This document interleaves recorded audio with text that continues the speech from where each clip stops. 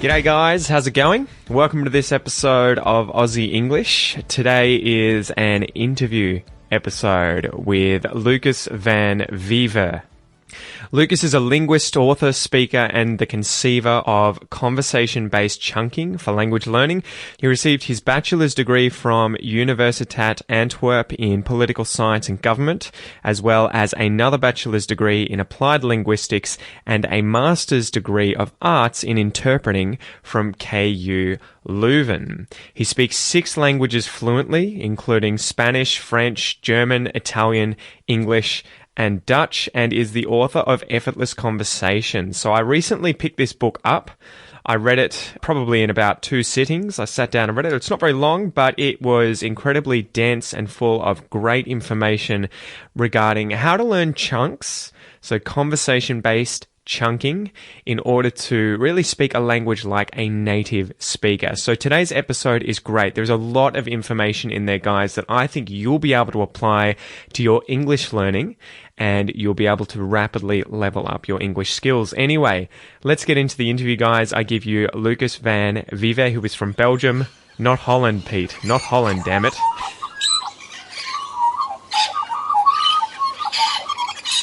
G'day guys, welcome to this episode of Aussie English. Today I have special guest Lukas Van Vyve from Holland, right? Belgium. Belgium? I thought you were Dutch. Oh, you speak Flemish Dutch, is it? Flemish Dutch, exactly, yeah. That's why, because really close to the border. We'll get into it, but I read in the book, as soon as it said you're a Dutch native, I was just like, oh shit, okay, Holland, wow, awesome. Yeah, exactly, that's what most people think. Exactly. All right, dude. So anyway, I stumbled upon your book, Effortless Conversations, literally last week, and smashed it out in a day. It was really, really good, and obviously contacted you and wanted to get you on the podcast ASAP to talk about it. Can you just start, I guess, by telling us a bit about you and your journey through language learning, because I know you've had a fascinating one. Of course, thanks, and thanks for inviting me, of course. Always happy to connect with language learners from all over the world, right? All the way in Australia you are. So yeah, I grew up in Belgium, like we established right now, right? Which is, of course, I mean, in Belgium we have 3 official languages: French, German, and Dutch. It's very separated. So it's like in the southern part of Belgium we speak French, in the northern part Flemish, Dutch, and then like German is like a tiny part. So you don't really need these languages throughout, like in our daily lives. It's not like that everyone speaks all these languages, but of course you learn them at school, right? So that's basically how I got started. Like we get French from the age of 10. You have it's to mandatory. learn all of Yeah. So it's mandatory. So from the age of 10, for us, like the Flemish natives, we need to start learning French at school. Yep. So that was kind of, like my first start with learning languages. Although my parents always took me to France as well, as a kid. So when I was there, I already liked languages, actually. I always wanted to order like the bread, like if we were going to the bakery, or like ask for the bill and stuff like that. So yeah, that's basically how I got started. And even back then already, when I was 10 or 11 years old, I already told people like, yeah, I want to be an interpreter when I grow up instead of like a firefighter or whatever. I don't know why. It was just like a thing that my mom once told me, like, yeah, you could be an interpreter. I was like, hell yeah, I can do that. So that's how I got started, just like languages. But I didn't really do that much outside of school because we already have, English, German, French at school.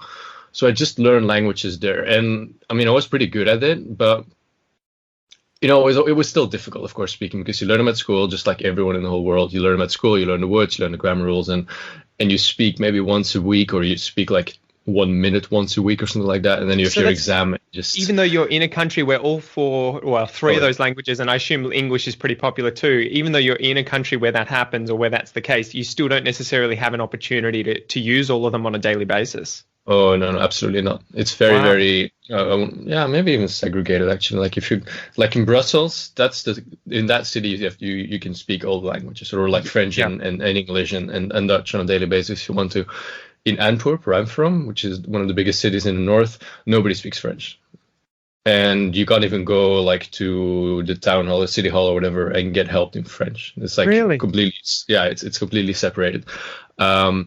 So yeah, people always think like, oh yeah, you can speak all these languages. We don't do it. Like I never spoke French growing up unless I went to France, or I would go maybe to the south of Belgium, or maybe to Brussels.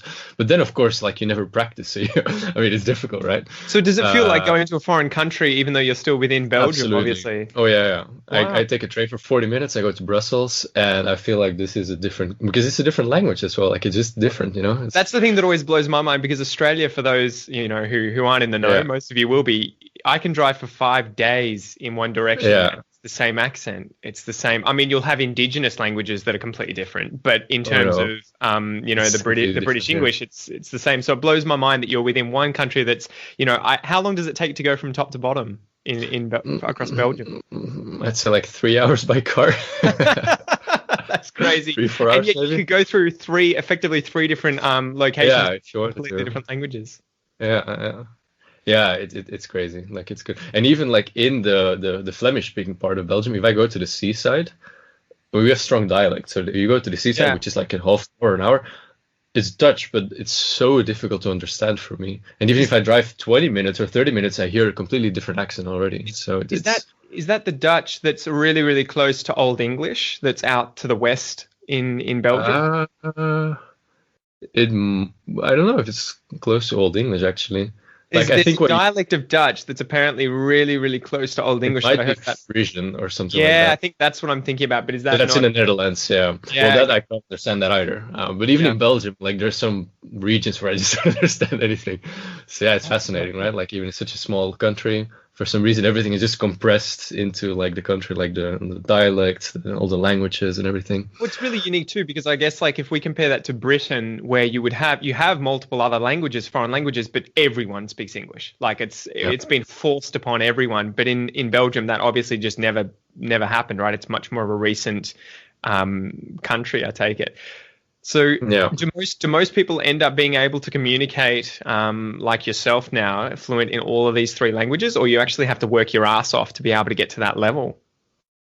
You have to work really hard to get to that level, and most people actually don't get there. I mean, because you don't need it. Again, like if I could totally live my life here without speaking a word of French, and nobody will care, and I won't have any problems finding a job or doing anything. English, you might need a little bit more, but like, I mean, that's not really a problem. We have like a lot of, like in the Netherlands, we subtitle everything. So if you watch movies, it's all in English. Most series on television are in English. So it's, I mean, that's not that much of a problem for most people. In the Dutch-speaking part, right, in the north, in the French-speaking part, people have trouble with French and Dutch and German as well.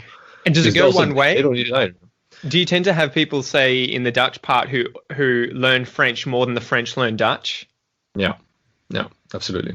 And so what was the process like for you? Sorry to interrupt you. What was the process like learning all these languages too? Did you have a certain hierarchy of importance and ease of learning all these different ones, or?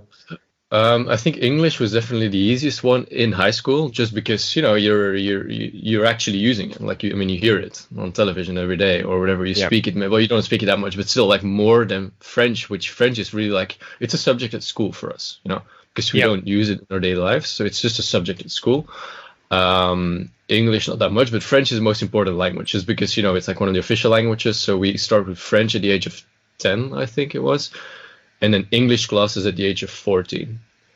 And then we had some German classes, not that much, because you don't need it that much either. So yeah, that was more or less the hierarchy in high school. So by the end of high school, I already decided, like, yeah, okay, I'm going to try to become an interpreter. So I actually stuck to my to my childhood dreams. Did you say that to Mum? Were you like, hey, Mum, look? Yeah, she was like, oh, you already said when you were 10 years old. But, it was, I'm not even an interpreter right now, but back then I was like, yeah, actually, that sounds good. And I can work for the European Union and you make good money and it's fun. You work with languages. And then I did English and German, because I really wanted to get my English to a high level, and then also German, just because it's in high demand. If you're in the European Union, you want to get a job or whatever, translation or interpretation, German is an important language. So that's why I decided to go for these two. You must have been set if you had French, German, and English all in your pocket, and and Dutch is your native language. You're just like, Yeah, good. What was the process like? Did you learn these languages to a high level through school and through university, or did you do it in spite of going to school in those classes and going to uni? Well, with I know one I know now, I think more maybe like in spite, or at least like in the beginning.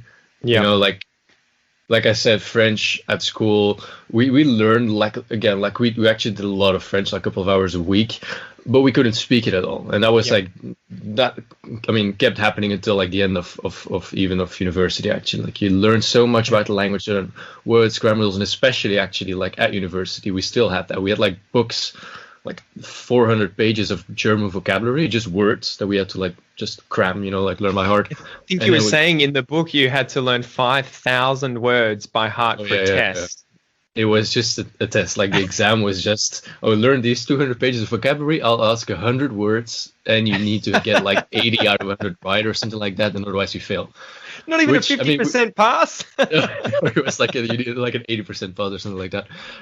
It was, I mean, it worked. Like we learned all these words. It's not that, I mean, if you put your mind to it, of course you can like memorize all these words, right? It's sort of wasted, right? Because you're not it's just able to wasted, implement yeah. them. So aside from passing the test, they're not actually Yeah, translate into exactly. real mark. And it was so frustrating because we did all that, and we knew like 5 or 10,000 words by like after a couple of years, and we knew all the grammar. We had like crazy grammar classes as well, so we knew all that stuff. But then we were in these interpretation classes with a teacher, and we just like, and then you really need to speak, or you need to like translate stuff like directly, like someone speaks in Dutch or in English, and you just translate it to German and the other way around. Yeah, It was impossible. there's no time It was to not analyze impossible. it, right? No, it's no time to analyze. And you speak, and you like every single sentence you utter is like, oh, is this correct? Do I use the right case system here? Is it like, is the grammar correct? So you're always like guessing and always wondering like, is this correct? Because you're always translating, because your point of reference is still your mother tongue, right? You're always Yes. just thinking of like, how would I say this in Dutch? And then you try to say the same thing in German, and you try to translate. Of course, you're translating in your head all the time because you're just trying to use word grammar rules, know what the language looks like, even after all these years. And of course, we did some, like we had to speak during like at university as well, of course, and we had to listen to a lot of German, but it was still not the same thing. It was still super difficult. Like I said in the book, you probably read that. Yeah, exactly. But so I think in the book from memory, you were saying once you started your master's in interpretation, or to be an interpreter, that was when you got some serious training from lecturers who really let the penny drop, and they were like, you've been learning languages wrong your entire life. So what exactly was the advice they gave you, and how did you change the way in which you learnt languages for it to be much more effective? Yeah, so indeed, like it happened in my like interpretation classes. Like in the beginning of that year, like it was just like I just explained, it was just super difficult to speak, and we felt clumsy, and like we're guessing. And there was this one professor that was an interpreter, and he was always like, he was really not getting angry, but you could see like the desperation, like, oh my god, like they've been doing this for so long, they can't even like say a normal sentence in German. And then what he said like to me and to other people as well, like in these classes, was always like, okay, Lucas, what you just said, like Germans would understand you. Yeah. But is that really how they would say themselves, right? And most of the time, of course, it wasn't. And I was like, yeah, I know, but I'm just like trying to make myself understood, So it was frustrating. But then he said something like, yeah, just listen to more German. So he was always like, yeah, just listen to native speakers' conversations, or listen to this speech, or listen to what they said here, or what they wrote here. And just look at what they said there, because you don't have to invent like the German language, right? You don't have to reinvent the wheel, right? No, it's not like I'm the first person ever to say stuff in German. Like people are using it every day, and everything I ever want to say, probably, I mean, unless like I become like a novelist or whatever, but most of the time, everything I want to say is already been said in German once, or people are saying it every day, right? So it just makes much more sense to just start with that, and start with like looking at what people say and how they say it and which words they use and everything, and observe these people instead of starting with words and grammar rules. Just start with observing real language use. And then take everything that you see there and all these word combinations and everything there, and start using the same things, because then it's correct, it's what a native speaker says, it's natural, and it's just so much easier. You're not like translating in your head anymore.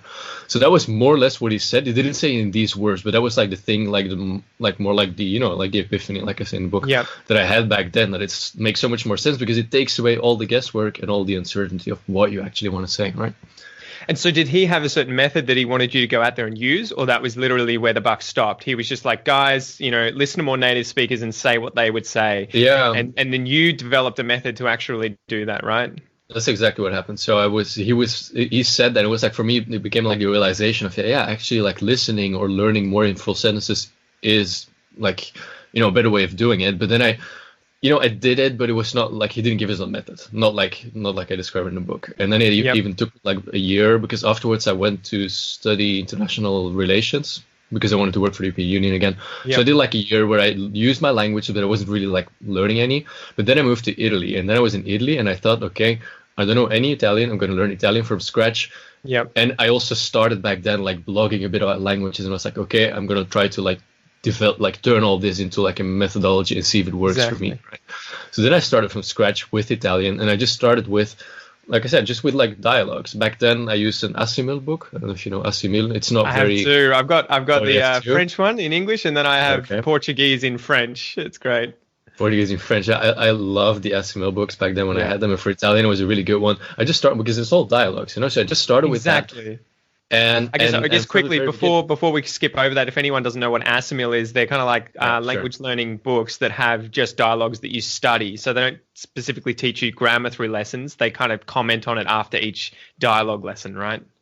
Yeah, exactly. So they just give you a dialogue, and then there's like some footnotes which say like, oh yeah, here you saw this tense or whatever. Exactly. So I just started with that, and of course I was living in Italy back then, so I had a lot of like, I heard a lot of Italian as well, so I So decided. you could go outside every day and be like, bam, and then Yeah, use it. yeah. And I had friends there, and then like they were like, "Oh, you're learning Italian?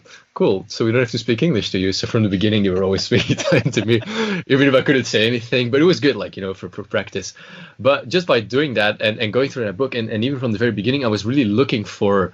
I was not looking for the words anymore. But I was really looking for like these word combinations. And then I really felt like every time I had like done such lesson, I was always like so excited, because I was like, oh my god, there's so many things I can start using in conversations now.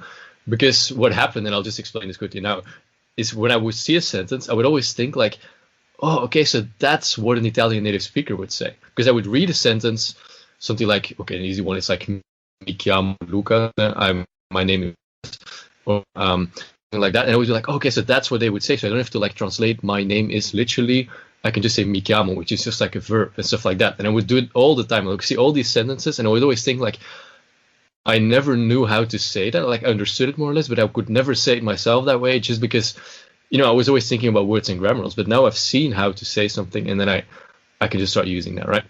So did you have those moments? Did you go out and you started using these things from the absolutely. beginning, and people were just Yeah. like, whoa?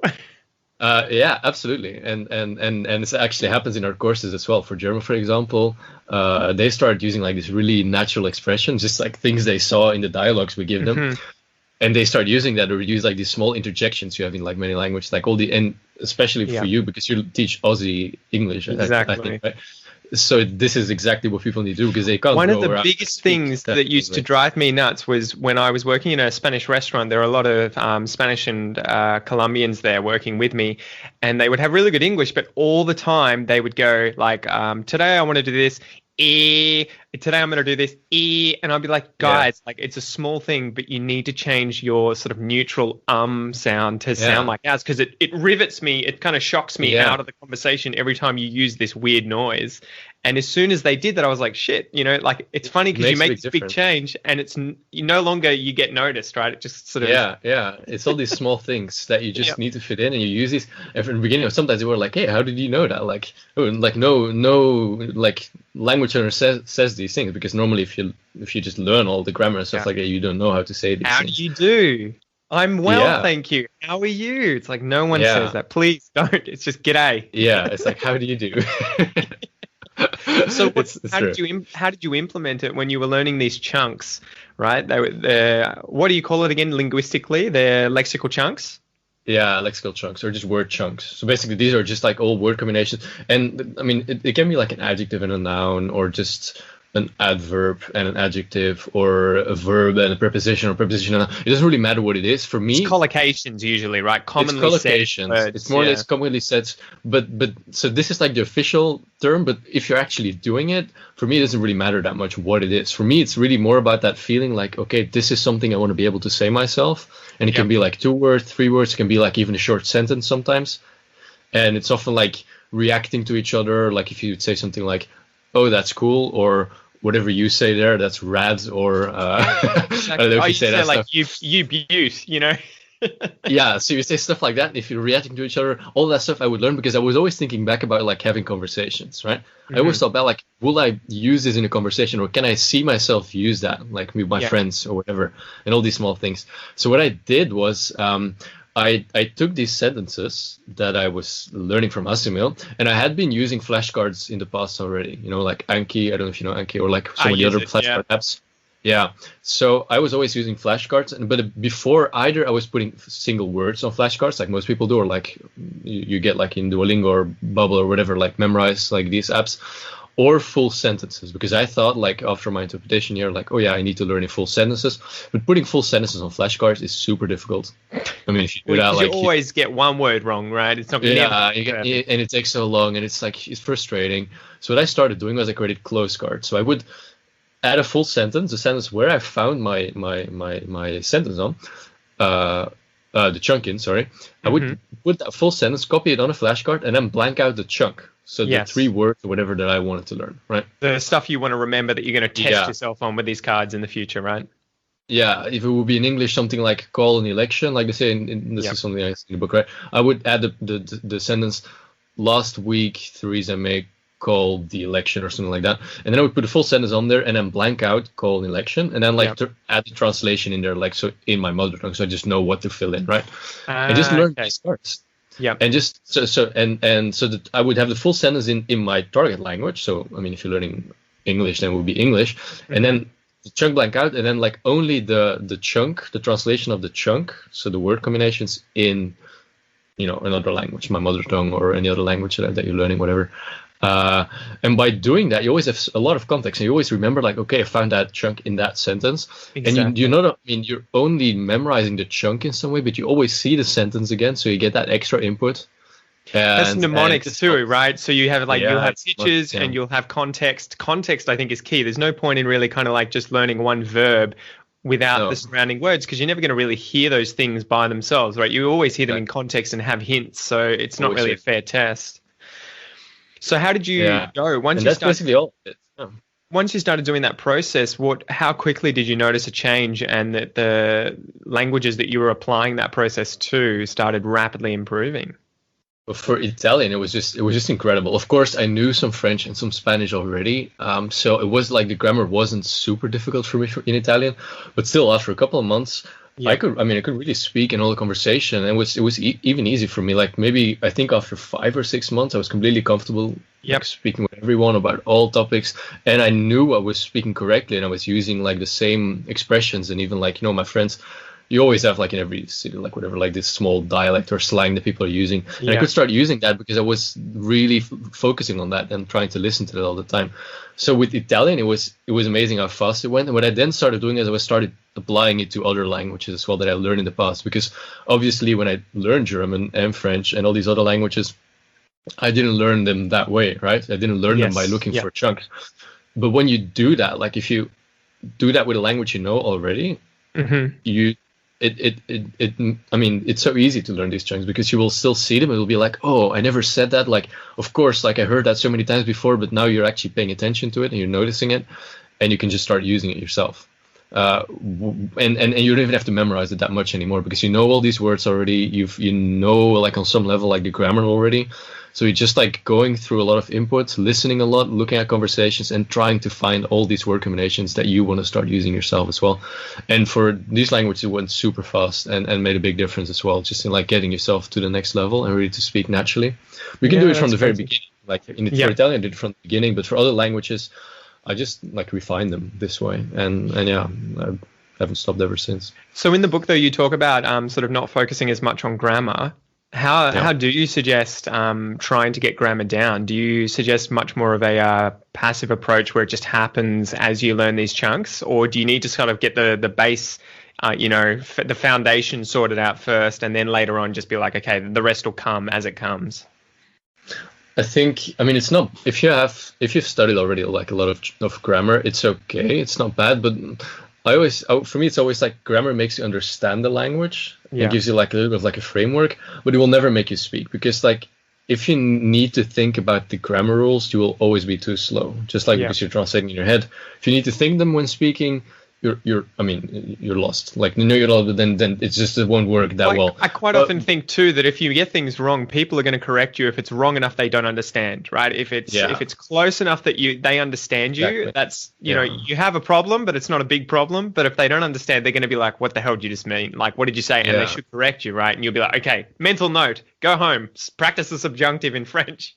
Yeah, I see exactly what that is. But so I see it is like, also you don't have that you don't have like a grammar rules in your brain when speaking, like in your mother tongue, whatever. It's all patterns. It's it's just chunks. It's just like you hear stuff a lot and you need to get a lot of input, and after a while your brain knows, okay, these words go together because they've heard them or you've used them so often together.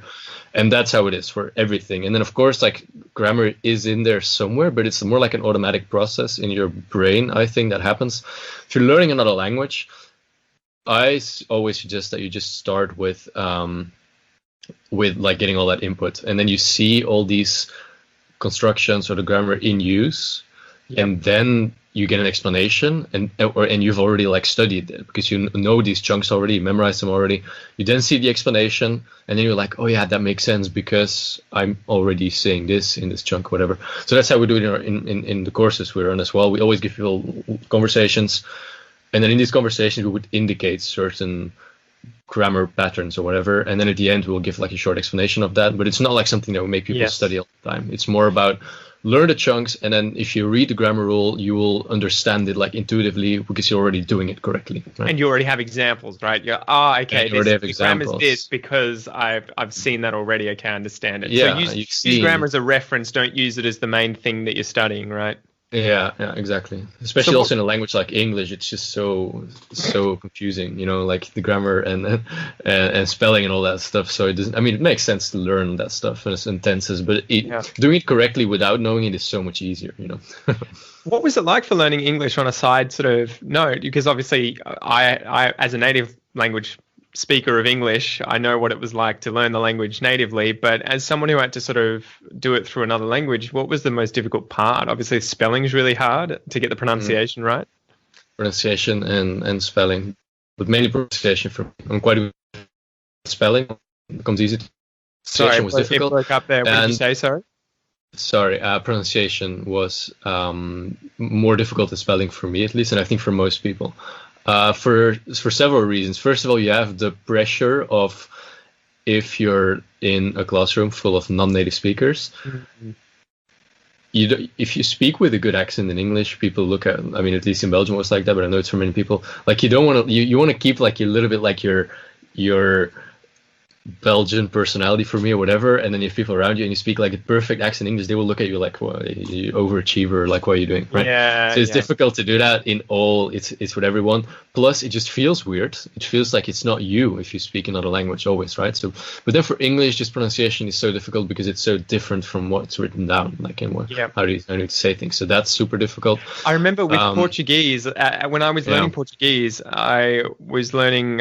It's all effectively phonetic, so you can pretty much read everything and you know what the pronunciation is. And there was one word that is muito, which means many or a lot, right?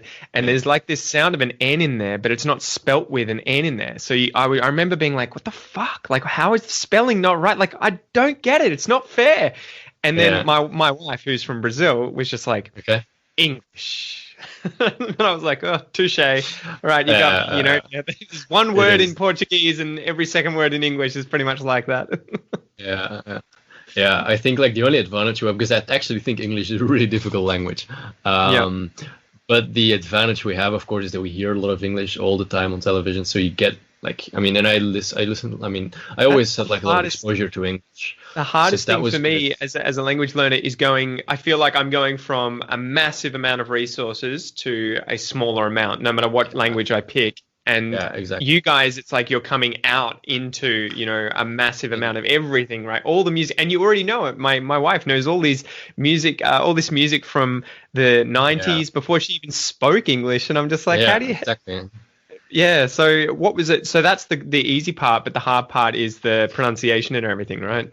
Yeah. And also, like speaking English on like a basic level is not, I mean, I think most people can do that. Like, at least you can get to that point where you can say some stuff, like everyone does it. And even if it's bad, like people still know enough English to understand you. But then when I studied at university, it was, it was really hard. And I remember when I could do, like in my third year at university, I did an exchange semester. I could go either to Germany or to the UK, and I decided to go to the UK just because I thought, well, German I can manage. I mean, it's difficult, but it's okay. But like English, I find it so much more difficult. Also writing papers in English, but even speaking it actually on a high level, yes, super difficult. Then I went to Edinburgh, which is not the capital of good English, of course. But I mean, you can't hear any Scottish. Just to really put things on hard mode, right? That's in Scotland. Yeah, exactly. It was fun though, and I learned a lot there just because we had to write so much in English as well. But I find it pretty hard. Also, grammar. We had to. I mean, all the grammar classes like for English were so difficult, and we had it was super abstract. Yeah, but I always think like English is actually a really difficult language to learn to a high level because it's not really logical like most. I think also because there's so many people speak it, so it's not super logical anymore. I think because it's so flexible, like everyone speaks different accents, and I always find it really bizarre. I feel like my accent. Obviously, I don't feel like I have an accent. I feel like it's pretty easy to understand me, but Australians will quite often meet Americans that will have no idea what you're saying because they're just so not used to your accent. And it's because we get exposed to so much of their TV, their movies, their music, that it's like, okay, we understand. I understand their slang. I understand, their expressions. I understand their politics better than Australian politics because it's always on the news. But you go there and they're like, oh, no, we haven't been looking out. We've just been, we've been looking in. So it's a weird world, right? So what advice would you have for English learners who may have learned English the old school way through classes and rote learning things, learning just the grammar but not actually applying it? What if you were to give someone advice today how they can change what they're doing to get big results, what would that be? It would definitely be worry less about speaking in the beginning and worry much more about listening to conversations. And then, especially because in English it's easy because everyone watches these movies anyway, or even like music, really try to find these chunks in there, right? And so the method that we use and that I create is like a 4-step method, right? In the book it's called Effortless Conversations Method. Now I call it conversation-based chunking. Always tons of inputs, exactly that. Step 1, get like as much input as possible for everything because it will help you so much with your listening comprehension, right? Just listening a lot. And which kind of input? Because I know you mentioned that there are certain kinds that are very important. Dialogues. Yeah, always listen to dialogues. Like you can read a book in English, but it's not going to teach you how like. So something like Harry Potter is going to be much better than a non-fiction book about biology. Yeah, exactly. And even Harry Potter, I wouldn't recommend exactly because it's still too much written language. There's a lot of dialogue, but there is conversation. But if it's narration, it's not as good if it's actual conversation. Yes. So series are really good, or even movie scripts. Actually, movie scripts are really good actually because it's always dialogue, conversation. Exactly. Look for that, and then definitely start looking for these chunks. So start, because if you've been learning for a while already, you know a lot of English already. You just need to put it together in these natural patterns, in natural word combinations, collocations, right? It's not difficult. You just go out there, you listen to the dialogue, and you just, whenever you see something where you think, I want to be able to say that, or, oh, okay, this is how a native speaker says that, just start using it yourself, and then use flashcards or whatever. But the main thing is focus on listening to dialogues and then try to notice these chunks. If you do that, even if you don't memorize them with flashcards, will make a big difference, just because you will start developing an ear for the language and more for natural language, and not just for, it will get you out of your head. Your point of reference will change for what language should sound like to actual English and not like your mother tongue anymore. So that's the biggest thing. It will make a big difference if you just start doing that already. And what would you do in terms of, say, learning a dialect? So imagine that you tomorrow are coming to Australia and it's not necessarily just a matter of improving your English, but now all of a sudden you need to learn slang and expressions and pronunciation. What methods would you apply in order to do that? So first I would look for if I can find any bro, you have probably dialogues in your course, right? So I would definitely do something like that. It's the easiest way. The only thing what you need is, okay, I need to find inputs or conversations where people speak with this Aussie, this Australian to one another, dialect. Right? Usually one-on-one conversation. To one another, yeah. you're not participating, by the way, if you're listening to conversations. You're listening because you want to hear how they react to each other, what they say. Because if people speak to you as a language learner, they will always change it a little bit, or they won't speak exactly the way they unless speak they hear you using the stuff you've learned. Yeah, exactly. And they'd be like, oh shit, this guy speaks like me. Oh all right. My God. Yeah. It's really like that, and it's actually a good feeling, when it happens. But yeah, definitely look for either conversations or dialogues. If you have them in your course, Peter, then that's perfect. Or like listen to TV series or TV shows or whatever.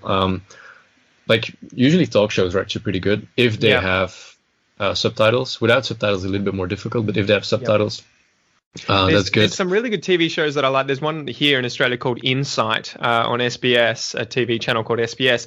And it's the kind of TV show where they have 50 people in the audience, but the woman who is the interviewer will sort of ask people different questions. And so you get to hear lots of accents, lots of different short answers.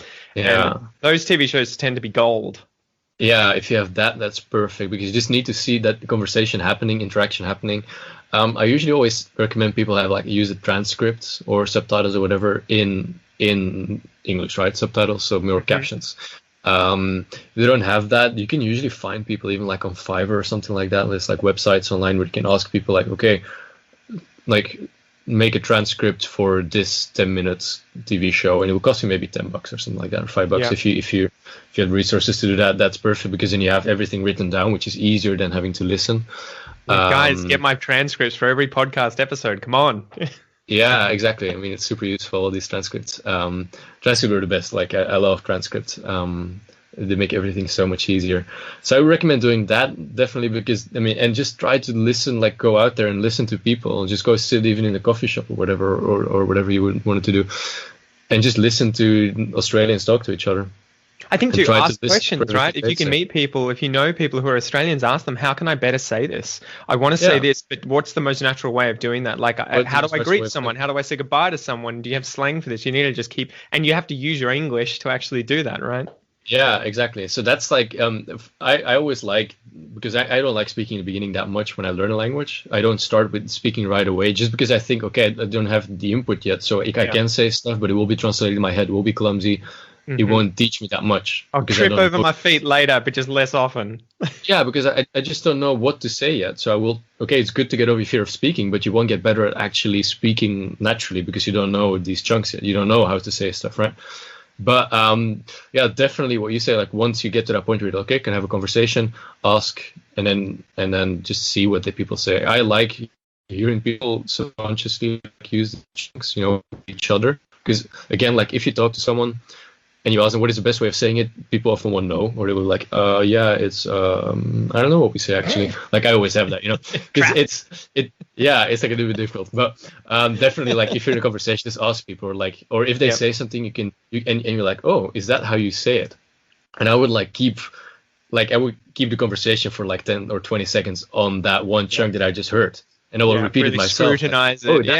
Say it again. Say it again. Funny. It's oh, that's funny. You would say it that way. Oh, and then I would say myself, and then it's extra memory practice. The most annoying thing with me, I don't know if you're in a relationship with someone who speaks, say, a different language, but with my wife, she'll always, she doesn't correct me. And so I always speak, and she'll be like, oh, I know what you mean. And I'll be like, that's not the point, damn it. I want to say it like you would say it. So if I say it incorrectly, you need to pull me up on it and say, no, dumbass, it's this. Yeah. So do you find, though, that applying that approach helps you build a lot of confidence in speaking English or any other language as well? What advice would you give to people who say, oh, I'm really nervous when speaking? What should they do? It made the biggest difference, and this is actually the only advice that if you're nervous speaking and you have a fear of speaking, of course you just need to speak a lot and get over that, right? It sucks, but it's parts. There's two parts to that. So one part is confidence, identity a little bit, you don't feel like you speak, you're a fluent English speaker or whatever, so you can't speak when you feel nervous. Mm-hmm. And it's and maybe your mouth is not used to making these weird sounds, or the muscles are different, you need to use different muscles. So that's one part. But then the other part is just learning these chunks, right? If you get over that, that fear of speaking, which you can do with talking to yourself even, or just in the mirror in the morning, talk for 2 minutes to yourself, or describe your day in the evening to yourself. Yeah. Or or even pull out your phone and do it and pretend like having a phone conversation in English. Like I used to do stuff like that once in a while. It's funny though, because people are always like, how do you build confidence? And I think confidence kind of comes as a secondary to as you get better at something. It's sort of like you need to do the thing to get better at it, and then the confidence comes. Yeah, but that makes a big difference. But the biggest difference still makes learning these chunks, because it's so much nicer going into a conversation and starting a sentence, and you want to express something and you know how to say it. Yeah. Without having to think about the rules. Yeah. And you just know you have that confidence of what I'm going to say right now is entirely correct, and a native speaker would say the same thing because I heard native speakers say it before, right? Yeah. Or I've read it there. Instead of going into a conversation and being like, oh my God, I hope I can still remember like which tense I need to use here. Right? If it's you're not constructing things word by word, right? You kind of linking so islands, and then just bam, it comes out straight away, easy. Yeah, exactly. If you need to do that all the time, like create all these sentences from scratch with words and grammar rules, it's so difficult. You can't do it, and it just makes you nervous, and it makes you feel like you don't speak language well, and just, I mean, you can't completely avoid it, of course, because you can't know all the chunks, so you can't have like observed everything in a language yet. But in the beginning, definitely just speak with these things, and it will make the biggest difference. And after a while, you will start doing it automatically as well. So. Oh, brilliant. So, Lucas, Effortless Conversations, can you tell us about the 12-week program that you run that is said to give you better results than 12 months? Yeah. So that's exactly the tagline, you know, like the thing we use in there. It's actually a funny story why we started calling it that way. So we call it 12 and 12 challenge. What we do is 12 weeks, a 12-week program, and you get 12 conversations in there.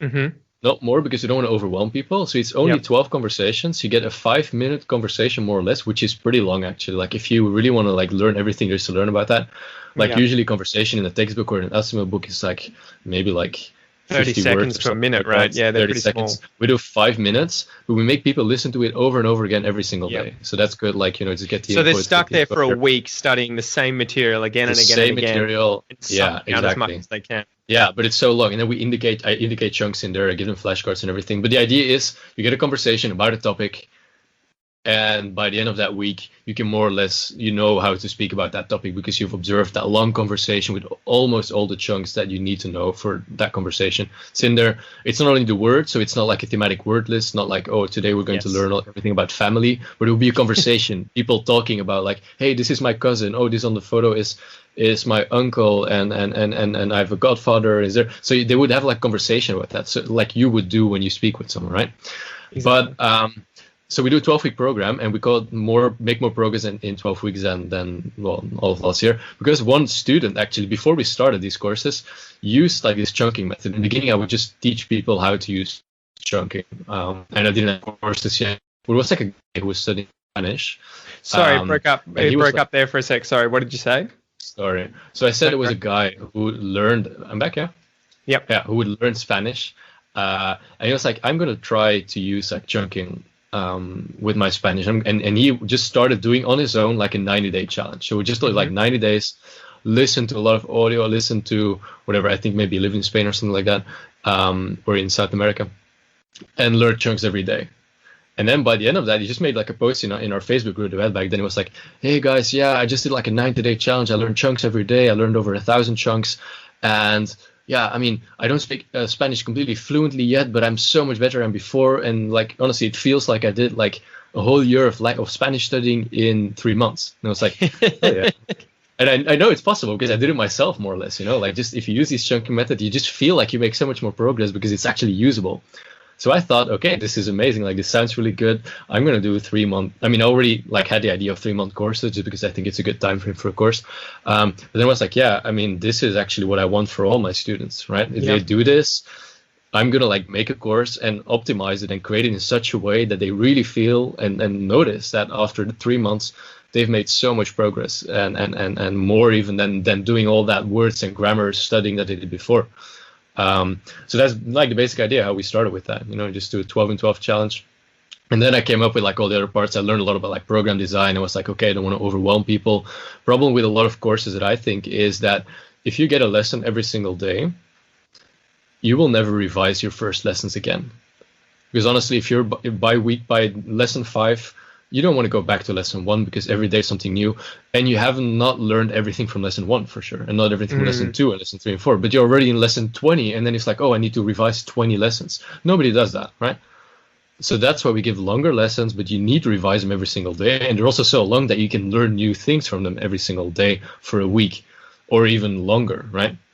So that's basically why we set it up that way. And also because it's an easier goal to think about, 12 conversations. I just need to go through these 12 conversations. Yes. 12 topics. You continue afterwards, of course, if you want to, but you don't necessarily have to. So yeah, that's more or less how we set it up. 12-week courses. They come with also a community and everything, so we really try to make it interactive, really to make people stick to it for 3 months. To build these good habits. We help them how does chunking work exactly, how can you do it for yourself, how can you find these chunks. We do live calls, there's a tutor in the group so you can ask questions. We try to make it an interactive course, but it's mainly self-study still, and we just give you all the tools and all the accountability and the learning materials to learn like French or German or Spanish or Italian. We don't have English right now, but these languages, so yeah, that's more. Are there plans to get English or Portuguese, for example? We get a lot of questions for English and Portuguese, actually, and actually, I'm kind of looking forward to creating one for Portuguese. From Brazil. From Brazil. Yeah, from Brazil. That's exactly that's the goal. Because I don't know the language myself, and I kind of look forward to just doing it. I'm even maybe thinking of creating some sort of because we create these courses usually on the go and then see what people need, to just do some sort of challenge myself and then document it, or invite people to do it with me, and then we just do it all together. Yeah, and then I'm keep me also posted. Yeah, exactly. I'm also doing it from scratch. I don't know any Portuguese, so it would be Man, if you know Spanish, you just have to change your accent. That's about it. Yeah, that's what I mean. It's true, because if you hear Portuguese, although I think it's a difficult accent, difficult to pronounce as well. I think there's more sounds. My God, there's 55 sounds in Portuguese. Yeah. There's more than English, and there's much more than Spanish. Oh my God, yeah. Anyway, Lucas, thank you so much. Where can people find out more about you and the 12 in 12 challenge, as well as the book Effortless Conversations? Yeah, so the book is on Amazon. Also in Australia, so you can get it there. Yep.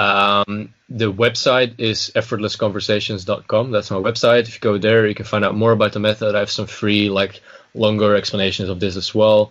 There's some video training there as well, blog posts about all that stuff. And yeah, if you want to join us for one of these 12 and 12 challenges, we have one for Spanish right now that we're running, so that one is open continually. And German will start again in September, I think, and the other languages. Keep an eye out for English. We'll having to harass you, or maybe we'll have to develop one for Aussie English. Yeah. I'm really thinking about it. A lot of people ask me for English. And what's funny, actually, it's often people learning Spanish or German because they have a German boyfriend or girlfriend or spouse, like you, and then they're like, "Hey, do you have one for English as well for for your girlfriend or boyfriend, whatever?" Right? Yeah. So it's a double thing, both directions. Just never ends. It never ends. Anyway, Lucas, thanks so much for coming on, mate. I really appreciate it. Thank you for having me. Hope it was useful.